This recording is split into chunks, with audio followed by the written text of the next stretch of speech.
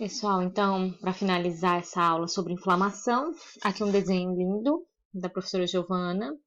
A didática dela é maravilhosa. Ela é maravilhosa como professora, né? Linda essa imagem, adorei, tá? Tá aqui, ó, inflamação, infecção, pele, mucosa, seja ela a mucosa dos brônquios, enfim, né? A infecção, o vírus, a bactéria, está aqui. Gente, infecção. Então, começa aqui as primeiras células aqui, os macrófagos teciduais, residuais aqui da região da onde ocorreu a infecção, tá? Vai começar, então, a realizar qual processo? A fagocitose, vai englobar aquela partícula estranha. Ele reconhece isso como algo estranho, não é algo do nosso organismo, né? Então, vai reconhecer aqui, ó, os padrões moleculares associados ao patógeno, não é normal. E ali, então, começa a fagocitose, a ligação de receptores. E aqui, a partir da fagocitose, então, começa os macrófagos a liberar as primeiras citocinas, os primeiros mediadores inflamatórios, fator de necrose tumoral, interleucina 1, 6, 8, enfim. O que essas citocinas vão fazer? Vão fazer com que haja a vasodilatação, o aumento da permeabilidade vascular. Eles vão chamar outros neutrófilos para o local. Fatores quimiotáticos. O que é isso? Quimiotáticos. Eles querem, então, chamar mais neutrófilos ali. Por quê? Esses fagócitos teciduais não vão dar conta de eliminar essa infecção. Então, precisamos de mais neutrófilos. Então, aqui, ó, extravasamento de neutrófilos devido à vasodilatação e o aumento da permeabilidade vascular à saída de células e também de líquido, né? Aumentando aqui, ó, então a saída de líquido nesse interstício aqui, por isso que causa o edema, certo?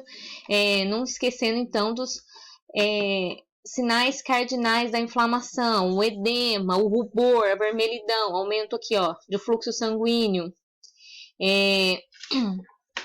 a dor, né? E também, como eu falei, o rubor, tumor, dor e calor. Isso eu lembrei agora, o calor. Então, vai aumentar o fluxo, vai, então, aquecer o local, vai aumentar a temperatura local, tá, gente? E mais pra frente, pode ocorrer até a perda da função do tecido. Junto, gente, com esse processo, então, nós temos o sistema complemento, né, que eu falei aqui do C3A, C5A, são proteínas, é uma cascata de proteínas que faz parte do sistema complemento. A função desse complemento é levar a lise desse patógeno, tá? Eles vão fazer aqui um canal de ataque à membrana e vão lisar esse patógeno, quebrar. Então, sistema complemento, já fala, vai complementar o processo de fagocitose, também faz parte do processo de inflamação. Então, aqui, ó, vai complementar. E essas proteínas aqui, então, vão ativar os mastócitos e basófilos, tá? Essas anaflotoxinas. Então, eles vão ativar e vai ocorrer uma desgranulação, tá? Então, as estaminas vão ser liberadas e vai, então, aumentar a permeabilidade vascular. Vai aumentar, então, a saída de líquidos e outras células. Gente, perdão que tem um neném aqui. Vai lá com seu pai, rapidinho. Oi? Vai lá com o papai, tá? Então, aumento da permeabilidade. Ó, da aula em casa é assim, sempre aparece uma criança.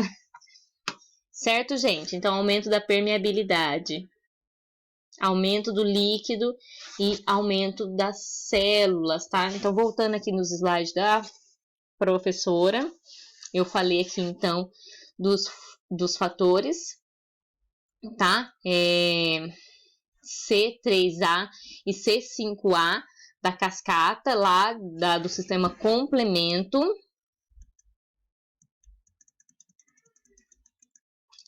E aqui, gente, ela fala um pouquinho, então, do fator de necrose tumoral da interleucina 1, que age, ó, no hipotálamo também, tá?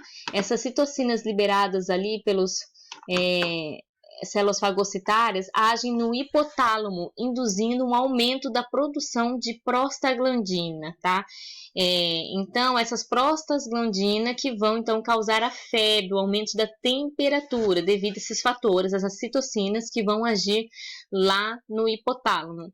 Aí, ela aqui já entrou na farmacologia, falando da aspirina, que a aspirina, ela bloqueia as citocinas e que inibe a síntese de prostaglandinas, tá? Então, reduz a febre. Uma das funções farmacológica da aspirina vai ser o bloqueio das citocinas, que causam, então, o aumento da temperatura. Então, diminuindo, assim, a temperatura, tá?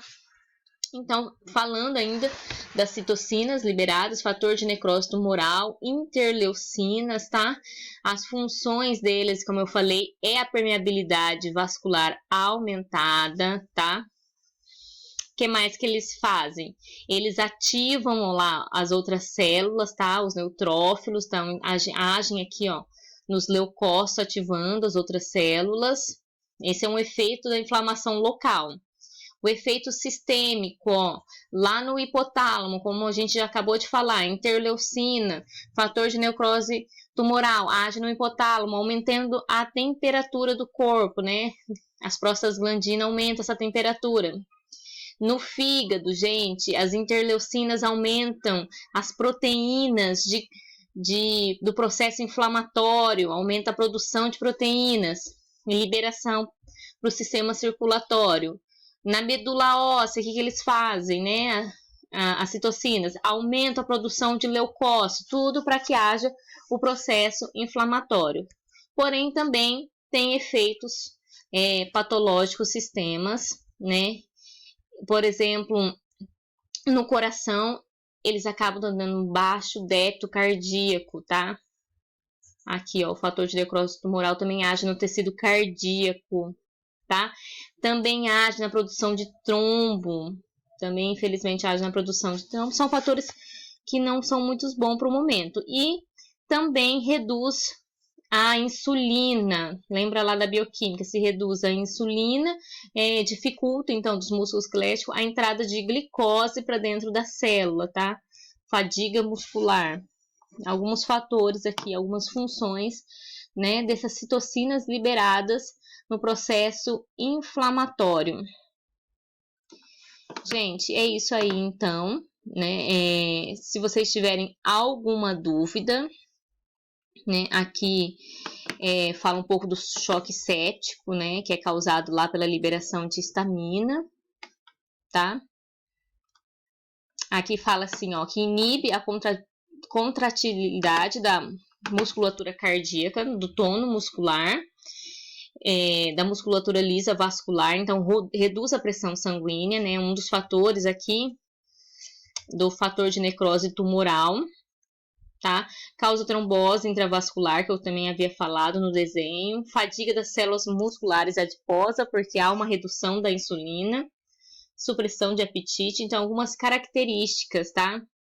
Do choque séptico, né? De alguns efeitos colaterais que essas citocinas também podem causar no processo inflamatório. Tá? E aqui para finalizar, eu acho que essa 2.3, esse slide, tá lá falando das células natural killer, né? Que também faz parte da linha de defesa do sistema imune inato. A sua principal função é a morte das células infectadas. Elas vão atuar principalmente frente à resposta de vírus e intracelulares e bactérias, tá? Então, ela acaba levando à morte da própria célula infectada. E também uma das funções dela é ativar os macrófagos para manter os micro-organismos fagocitados. Então, células natural killer também estão presentes na linha de defesa da resposta imune inata. Pessoal, dúvidas, vocês podem mandar no WhatsApp, no momento mandem para mim, qualquer coisa eu retorno vocês, tá, gente? Às vezes eu posso demorar um pouco, mas sempre estarei respondendo.